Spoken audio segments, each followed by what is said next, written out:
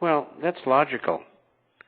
And you can't be logical because these people are diabolical. They're meeting all the time at these tables. In fact, they get big meetings coming up. The Bilderberger meeting's coming up, which is secret. We'll find out what went on because we always have spies inside. And there's several other. There's a BIS meeting coming up this weekend. And what do? They plan ways to create world government and how to screw you and enslave you. That's what they do. Your leaders and the people behind the scenes. So there's no logic to this thing. You have to understand that there is a conspiracy. And once you understand that and you study it, then you understand really what's going on. And that's what I'm trying to impart to listeners here on this program for almost 5 years. Mm-hmm. We're going on 5 years. We sure are.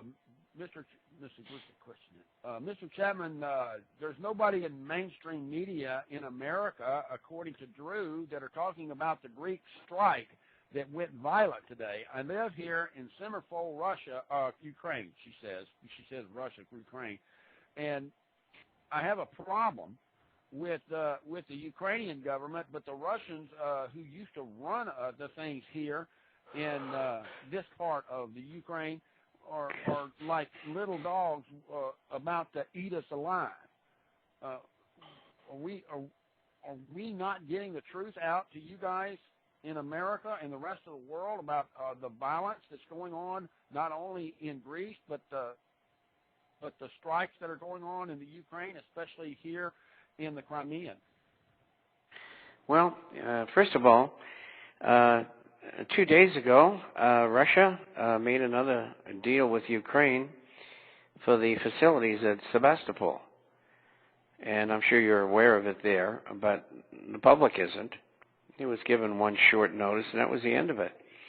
Nobody knows about strikes in the Ukraine. I haven't heard a thing, and I am a media scourer. I mean, I'm like a vacuum cleaner when it comes to information. And I harvest it, and I decide what's important, and I put the articles in or I put the links in.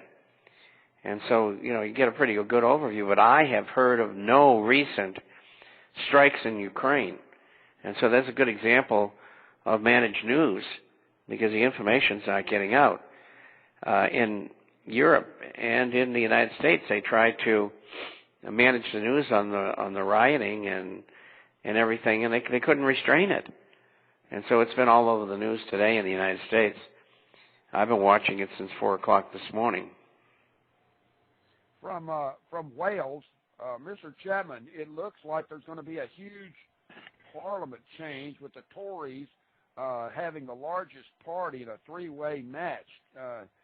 The younger generation appears to have hit the voting booths this afternoon beginning at 5 o'clock and overcoming massive gains, and now the parliament may be hung. What with this major change in the United Kingdom do worldwide on the financial market with a change in the Prime Minister and the change in the leadership within the Lords?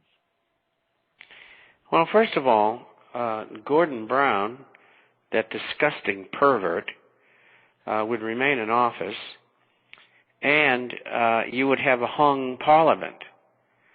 And the last time that happened was in 1974. And about 18 months later, the IMF had to come in and straighten the government out financially. And I think the same thing's going to happen again. In fact, I think the UK is going to, and this is a professional prediction, guess if you may, I think they're going to pull out of the European Union, and I think they're going to put up a tariff barrier on goods and services, and I think the U.S. will follow. I might add also, that same year, 1974, in Greece, the military took over the government. So it wasn't a very good year for governments. Unbelievable. Mr. Chapman, the British Airways is even looking at going into a major strike in the coming days. What will this do for the European theater with the British Airways on strike and the travel? How is that going to affect, or will it affect, the economic conditions of Europe? It'll shut everything down. It'll slow the economy down. It'll be disastrous. I mean, England's already bankrupt. And so, it's a question of how we're going to pull the trigger on it. And, of course, this hung parliament will be the trigger. And England will go down the tubes financially. Of course, the Queen... Do you have any observation of what the Queen is suggesting? Yeah, don't touch her hundreds of billions of dollars. That's well put. That's well put. You talk about enslavement. Well, I'll tell you, this royal family is a real piece of work, and I've talked a number of times over the years with Prince Philip and also Charles. I used to go to the polo matches in England, as well as the Henry Regatta and the races, and I used to see him all the time, and he knew who I was, and he didn't know I knew what he was all about, but that's okay. He's a strange person. But anyway, they're just going to try to continue their black nobility oligarchy in Europe. And I get news for them. They may not make it this time. That would be interesting. That would be something to see in and of itself. You know what I compare this to? And in Sandy's issue, you'll see that I talked about it. And I compare it to 1789. And any of you people out there who remember the history of that year knew that that was the year.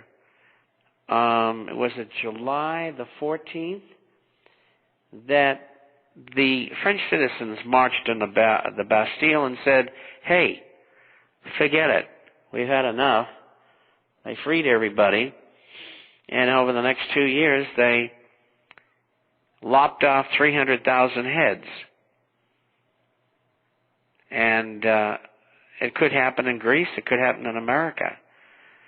The same social and political problems exist today that existed in 1789. And I mention that frequently on radio and in my publication.